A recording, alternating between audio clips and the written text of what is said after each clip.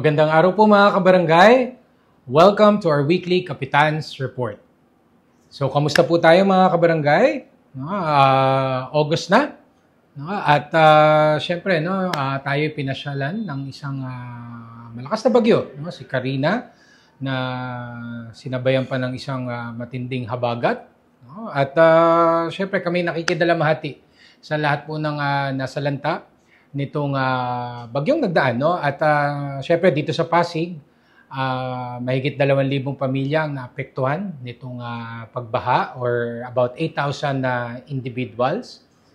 Pero again, hindi man perpekto ang naging pagresponde.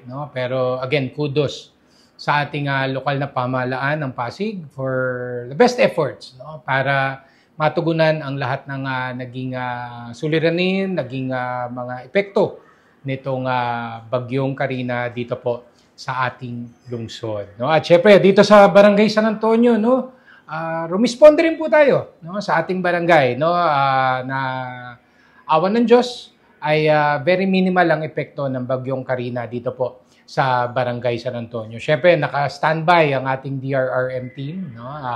Alam naman po natin, sa panahon po ng bagyo, nung inaantabayanan natin dito yung mga falling trees, yung kung mayroong mga kawad ng kuryente na malaglag, o kung may mga poste na tumumba. So, naging abala tayo sa mga clearing operations dito sa ating barangay. Awan ng Diyos, ang creek hindi naman nag-overflow. Hindi rin nagkaroon man ng konting pagbaha, pero saglit lamang ay humupa na rin naman po ito. So, syempre nagpapasalamat ako sa ating DRRM team, particular sa ating search and rescue team, kinakagawad Melvin Villaruz, na talagang nakamonitor din. At syempre maraming salamat din sa ating security force at sa ating command center na talagang tuloy-tuloy din po ang kanilang pag-monitor at pagbantay sa ating komunidad sa panahon nitong bagyong nagdaan. So, syempre, nagpapasalamat tayo. Wala naman casualties or property damage dito po sa Barangay San Antonio. So, again, magtulong-tulong lamang po tayo. Pagpatuloy natin ang bayanihan at tiyak naman po, makakaraos din po tayo dito po sa krisis na ito na dumaan sa ating bansa. At syempre, iba't ibang programas po. Yung mga programa natin dito po sa Barangay San Antonio ay tuloy-tuloy po. So, unang-una dyan, ang ating Nutrition Month. Kakatapos lamang po ng Nutrition Month, yung month of July. Pero hindi ibig sabihin nito ay matatapos na ang ating nutrition activity. Syempre, tuloy-tuloy po ang mga ito. So, syempre, nung buwan ng Hulyo, sari-saring mga nutrition activities ang ating isinagawa sa ating barangay. Kasama na dyan ang ating mga lecture, na mga nutrition lecture para sa mga senior citizens, sa mga teenager, kasama na rin ang mga nanay sa mga nutrition lectures na ito. Siyempre, abala dyan ng ating nutritionist na si Sir CJ. Actually, ito yung kanyang unang nutrition month dito sa Barangay San Antonio dahil bagong assign na po si Sir CJ bilang ating barangay nutritionist. Siyempre, nagkaroon din tayo ng formal na paglulunsad ng ating feeding program para sa mga chikiting. At siyempre, sinama na rin natin sa ating feeding program ang ating mga nanay, mga lactating mothers at mga pregnant mothers as well. Naglunsad din po tayo ng isang nutrition mission naman po sa Tanay Rizal, ang ating mga kabarangay na nasa Tanay Rizal. At iba't ibang programang pang-nutrisyon ang ating inihandog po sa kanila. Siyempre, nagkaroon din tayo ng isang feeding collaboration with McDonald's Tycoon, kung tawagin po nilang Kindness Kitchen para po sa mga batang San Antonio. And again, through the coordinating efforts of Kagawad Pauline Blando. So again, maraming salamat sa ating Committee on Health and Nutrition led by Kagawad Rachel Rustia. Siyempre sa ating mga staff, mga health workers natin, and of course kay Sir CJ na ating barangay nutritionist sa Barangay San Antonio. Siyempre, naging matagumpay din po ang ating pagdaraos ng BSA Sininggaling Program, no? Our monthly free art workshop dito po sa may Emerald Avenue sa Barangay San Antonio. And coincidentally, no, we celebrated also our second anniversary, no? So imagine, naka 2 years na po ito, no? Itong Sininggaling, bunga rin ito ng pandemya, no? At nakakatuwa na after 2 years, no, ay ating na-sustain, no, itong ating Sininggaling program. And of course, for the month of July, ang naging theme ng ating Sininggaling ay nutrition pa rin, no? At syempre, yan, nabanggit ko kanina si Sir CJ, no? So, nagkaroon din siya ng nutrition talk at syempre snack making, no? Mga fruit skewers ang kanilang ginawa, no, sa ating mga participants. Syempre, meron din yung artwork, no? Hindi naman mawawala po 'yan. Kaya nag-enjoy din talaga ang mga bata. Kasama na ang mga distribution, no, ng mga goodies. Yung mga goodies na nakita ko yung mga loot bags, syempre na inihanda rin, no, para sa ating mga participants. So again, ako ay nagpapasalamat sa ating Committee on Tourism, Culture and Arts, no, led by Kagawad Venus Laput, at gayon din sa ating barangay workforce na nagtutulong-tulong para maisagawa po natin ang ating Sininggaling program. Siyempre, ang ating Basura to Ayuda ay hindi rin nagpahuli. Siyempre, no, ang ating monthly waste management program, no, ating Bayanihan Waste Management Program sa Barangay San Antonio. At awa ng Diyos, no, nakisama talaga ang panahon din, no? So, yung mga outdoor natin mga ganap tulad ng Sininggaling at nitong Basura to Ayuda ay tinangkilik pa rin ng ating mga kabarangay. At syempre, no, isa sa mga nasisisi talaga nitong matinding pagbaha ay yung basura, no, yung talagang hindi pag-segregate ng maayos ng ating basura. So nawa, no, dahil dito sa ating monthly Basura to Ayuda ay yung ma-increase pa ang awareness natin, no, na sa kahalagahan ng waste management, waste segregation. At again, no, ito yung ating road towards zero waste, no, hindi lamang sa ating barangay kundi sa buong Pilipinas. So again, ako ay nagpapasalamat, no, sa ating Committee on Clean and Green, no, led by Kagawad Justin Galang, at gayon din sa ating barangay workforce, again, no, na talagang full force actually, no, sa ating mga isinasagawang monthly programs.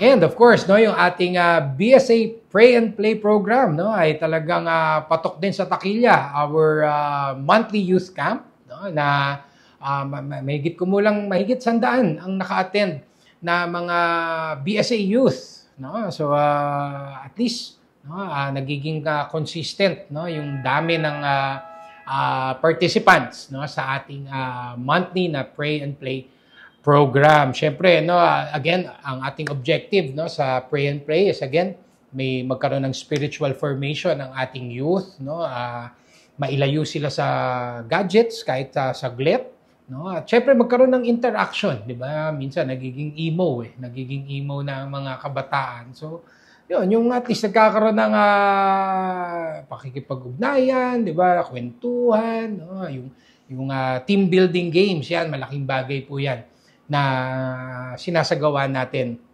sa ating Pray and Play program. And of course, nagpapasalamat ako sa Bagong Ilog Christian Fellowship, no, sa, again, patuloy na collaboration with us, na siyang naging facilitator for July sa Pray and Play program. And of course, we do look forward, no, na yung mga succeeding months, no, ay mga new collaborators naman.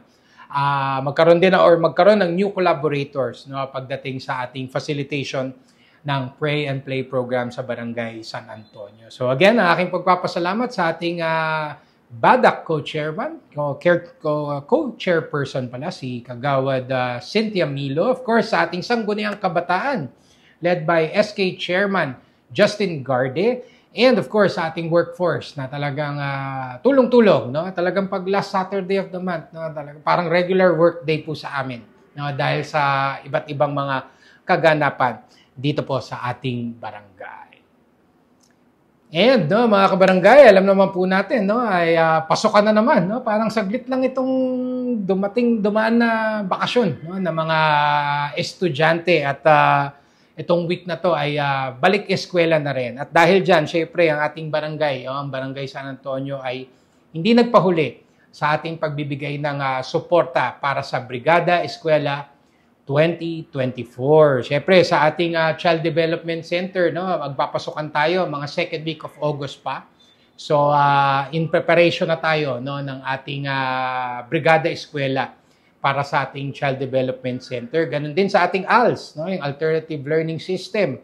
No, kasalukuyan ay pinipinturahan na o tinatapos na ang pagpipintura sa ating learning center.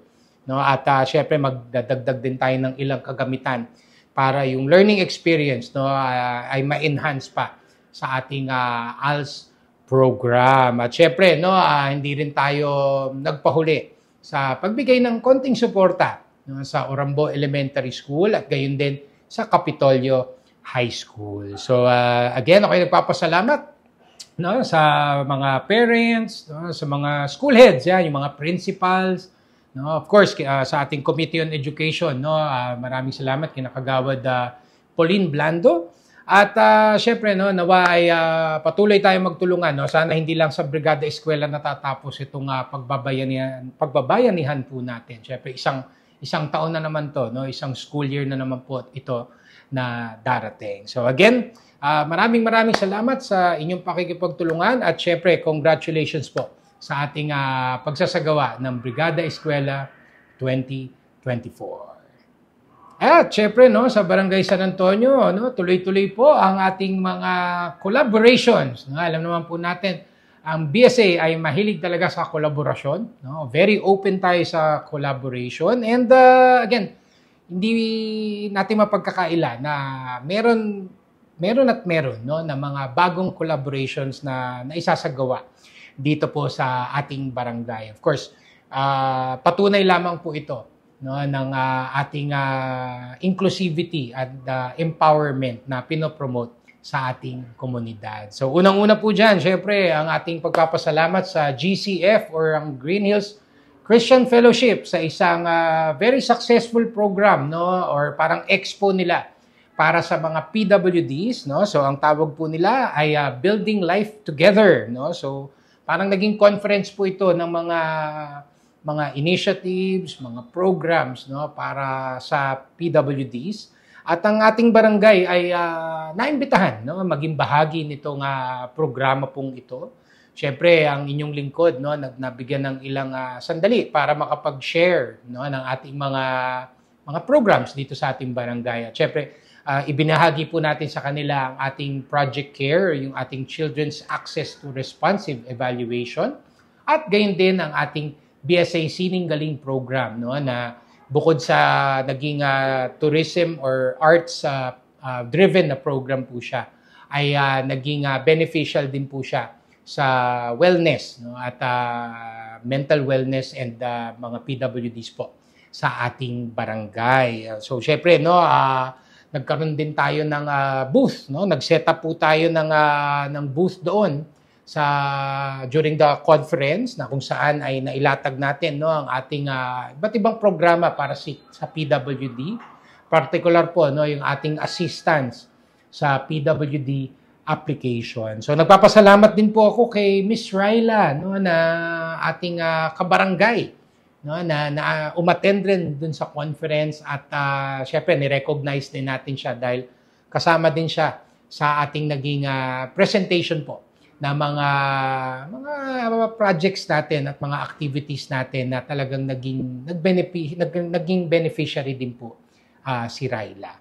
So again, nagpapasalamat po ako, no, sa ating team na ipinadala sa ating sa conference dito po sa GCF. Of course, kina Richard, kay Nicole, kay Loreline, no, at syempre kay Kagawad Pauline Blando na umattend rin nung conference po na ito. So nawa, no, yung aming presensya dito po sa naging activity ng GCF, no, ng God is Able ay naipamalas po namin, naipakita po namin ang aming initiatives sa PWD and nawa ay sa tulong po ninyo, no, ma-expand pa yung aming reach, no, para mas marami pa kaming matulungan, no, pagdating sa mga serbisyo at benepisyo ng PWD. So again, maraming salamat and congratulations po sa GCF sa isang very successful event.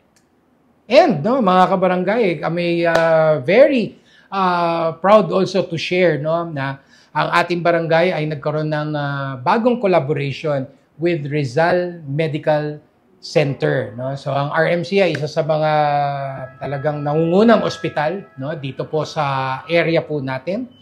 At kamakailan, no, nagkaroon tayo ng pilot project with them no, na senior care program. So, parang siyang elderly care / geriatrics program para po sa ating mga senior citizens no, na ang nilalaman nitong activity na ito ay syempre mga mild physical activities, no, meron din mga mental exercises no, at yung mga konting mga skills exercises as well, tulad ng coloring. No? Sabi ko nga, pag tinignan natin, sasabihin natin, coloring lang yan. Pero pag inisip natin, no, bahagi po ito ng overall wellness natin. No? Nakakatulong po talaga yan. Yung coordination ng ating kamay, sa ating pagtingin, di ba? Yung pag-relax sa atin.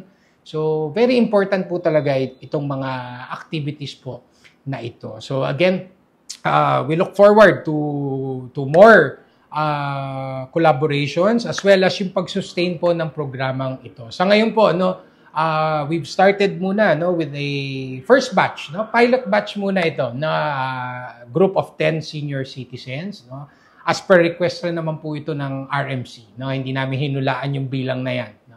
So, 10 muna and then of course makita natin ang ma-track yung progress ng ating mga senior citizen participants dito po sa activity po na ito. And of course, ang target po nito is magawa talaga natin ng weekly no, for 1 hour. No? 1 hour session lang para hindi rin maging boring para sa ating mga lola at lolo. Pero again, no, nakita naman natin do sa first session pa lang, no, talagang yung enthusiasm ng ating mga lola't loloy na andon, no? Sabi nga nila at least merong bagong activity na ginagawa, no? At kaysa nasa bahay nga lang naman sila at nakatunga nga lamang doon, no? At least ito meron silang inaasahan na gawain, no, through this program. So again, nagpapasalamat ako sa ating mga staff, no, sa senior citizens sa office, of course, led by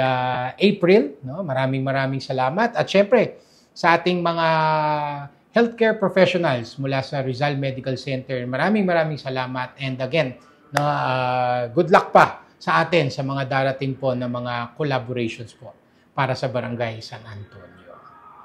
And of course, last but not the least, ang ating libreng binyag program no, dito sa Barangay San Antonio ay tuloy-tuloy pa rin po. No? In the last month, no, about parang 2 bata ang ating naging recipients nito ang ating BSA Libreng Binyag Program. And again, no, natutuwa po kami ng Barangay San Antonio ay nagiging tulay or avenue para mailapit no, ang sakramento ng binyag sa ating mga kabarangay na Katoliko. So again, open po ito sa lahat po ng residente ng Barangay San Antonio. At sa mga interesado no, ay makipag-ugnayan lamang po sa tanggapan po ng punong barangay no, para ma-facilitate po natin ang binyag ng inyong anak. So again, maraming salamat sa ating main collaborator for this program, ang ating parokya na Holy Family Parish Church.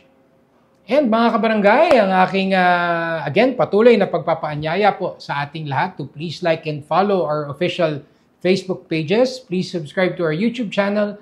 Please join our Viber community group. And please do regularly visit our official website, sanantonio.pasigcity.gov.ph para lagi po tayong updated sa ating mga kaganapan dito po sa Barangay San Antonio. So again, ang aking pagpapasalamat po sa ating mga katuwang sa pagseserbisyo, ang ating mga barangay employees, no, ating workforce.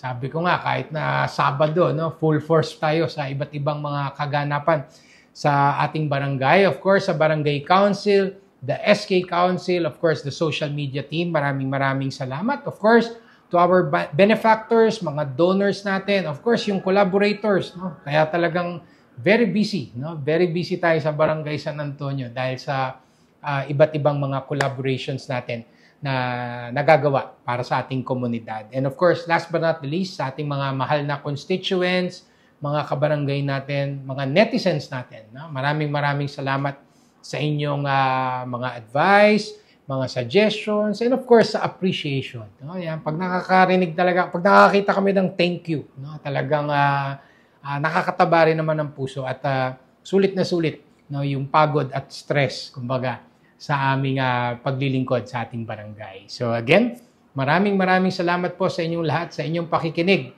And rest assured that BSA will continue to do its best upang ihatid po ang tunay na service with a smile sa ating barangay. So sa ating mga kabarangay, no, of course, sa ating mga kababayan na nasa lanta ng bagyo, no, patuloy lamang po natin patatagin ang ating pananampalataya at makakaraos din po tayo sa krisis na ating pinagdadaanan. So sa ating mga kabarangay, ingat po tayo lagi, stay safe always, and may God bless us all. Thank you.